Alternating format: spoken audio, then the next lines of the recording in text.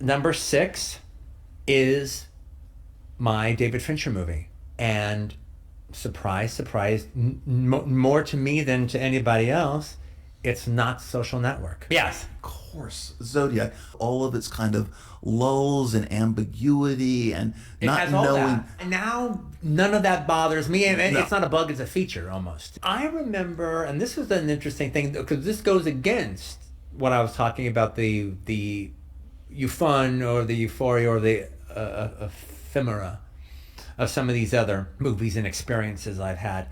When I was watching Zodiac that first time in the movie theater, I wasn't having that great a time. No. I'm not saying it was a bad, but I wasn't really enjoying this long road. And then it started playing on the movie channels, and I had all the movie channels. Yeah. And then next thing I knew, it would be on, and I'd watch like 20 minutes of it or 40 minutes of it. Wow, this is a lot more engaging than I remember it being. And then it kept grabbing me at different sections as I would just be turning the dial and like, okay, I'm gonna fucking sit down and watch this goddamn thing again.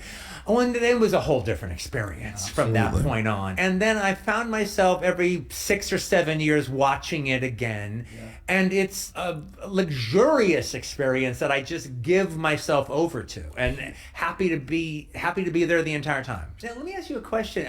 Has that guy you had on your show that came up with the theory of the I hate the internet guy? Yeah. Has that been debunked, or is that getting more solid as time has gone on? That was a couple years ago, right? He believes he found the real Zodiac. He was pretty fucking convincing. How come nobody cares? I don't know. How come nobody fucking cares? I just figured maybe it did, and I didn't know about it. But no. If he hadn't been on your show, I never would have fucking. Yeah. And I read I hate the internet. Yeah, yeah. And there also is this kind of wonderful deliciousness of, you can take Once Upon a Time in Hollywood and say, oh, well, this is really kind of Quentin's mission statement kind of thing, where it's all been leading here. He's trying to tell you about himself and all these different ways. I'm not saying that, but I would be writing that if I were writing about me in a third person kind of situation, if I wasn't me. Well, you can say the exact same thing about Zodiac, except it's such a much more damning portrayal of oneself than the rose-colored glasses that I have from my world. Yeah. Oh, absolutely. And so the first time it's just kind of taking it in. Yes.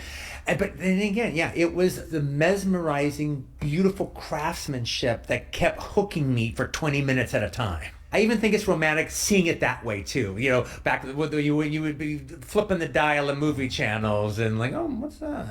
And my favorite old music needle drop not done by me of the 21st century is Hurdy Gurdy Man. Hurdy Gurdy Man gets me because I have a collection of songs I always wanted to use in movies, and that was one I always meant to get to, and I knew it, and I wouldn't have used it exactly the way he would use it, but it would have been for a sinister intent, and the fucker beat me to it. Now I can't do it because he did it.